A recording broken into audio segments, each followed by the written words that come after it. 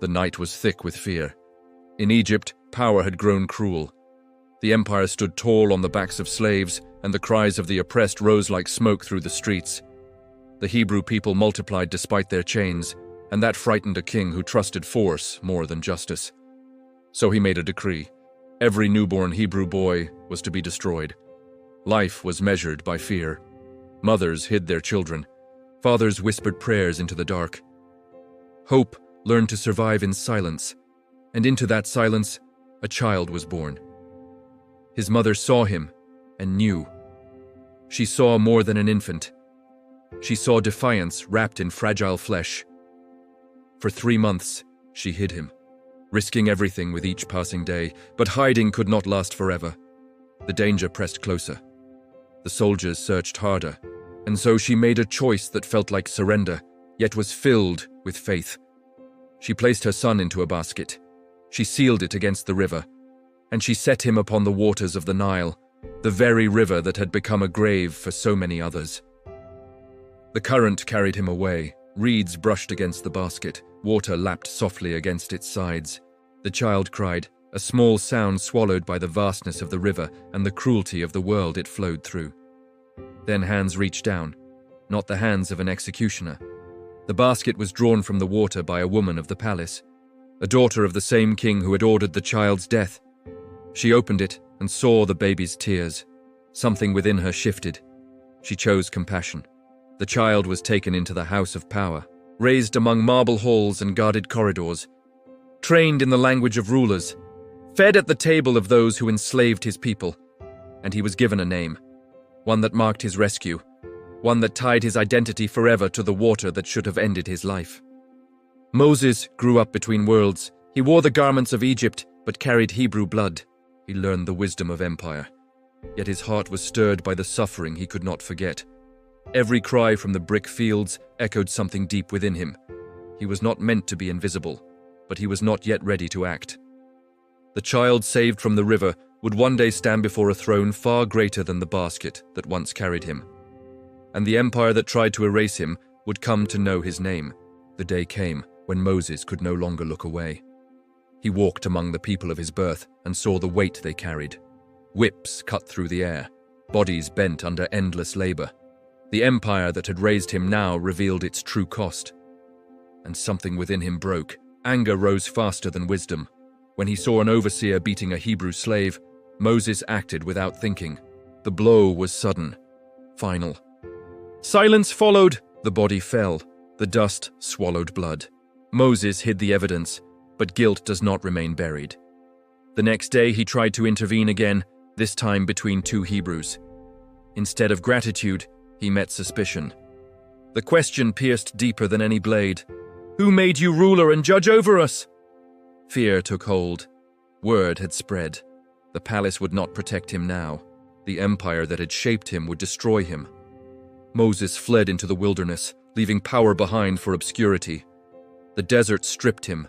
Days blurred beneath endless sky. Strength gave way to humility.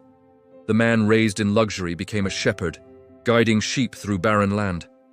The silence was vast. The years were long. His confidence eroded. His anger softened into regret. Moses thought his story was over. Then the fire appeared. A bush burned without being consumed. The sight drew him closer, cautious and trembling. When the voice spoke, it called his name, not as a prince, not as a fugitive, but as one chosen. The ground became holy. The voice revealed the truth Moses had tried to escape. He had been spared for a reason, sent back not with violence, but with authority greater than empire. He was to return to Egypt, to face the throne, to demand freedom for the people he once could not save. Moses resisted. He spoke of weakness, of fear, of failure. He said he was not enough. The voice answered with presence, I will be with you. The shepherd stood at the edge of destiny once more. The past no longer defined him. The wilderness had prepared him. What he could not do in anger, he would now do in obedience. And with trembling resolve, Moses turned back toward the empire he had fled. The confrontation was coming, and the desert had forged a leader ready to stand before a king. Moses returned carrying nothing the empire could see. No army followed him, no weapon hung at his side. He walked back into Egypt with a staff in his hand and a command in his mouth. The palace doors opened, and the man who once fled now stood before power without fear. He spoke the words he had been given, "Let my people go." The throne answered with pride, power mocked obedience, the king's heart hardened, and the land felt the weight of that refusal. Signs followed. The river changed, darkness fell. Loss spread through every house, from the slave's hut to the palace itself. Egypt learned what force could not stop. And finally, the night came when freedom was purchased at a terrible cost. The cry that rose from the empire echoed the cries it had ignored for generations. Before dawn, the order was given. Go. The people left in haste. Chains were abandoned. The waters opened before them as they fled. When the empire pursued, the sea itself stood between oppressor and oppressed. What had once threatened death became a path to life. Moses watched as the waters closed. The child drawn from the river had led a nation through it. The wilderness awaited them, filled with struggle, doubt, and learning. Moses would falter. The people would complain. The journey would test them all. But the truth had been sealed. An empire had been challenged, not by strength, not by rebellion, but by obedience to a higher authority. Moses was no longer the child hidden in fear, nor the man lost in anger. He became a leader shaped by surrender, carrying a message larger than himself.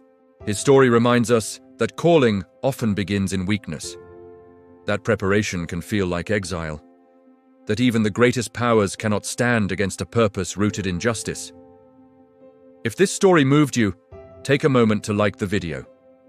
Subscribe to the channel to continue exploring these powerful biblical narratives, and leave a comment sharing which biblical story you would like to hear next.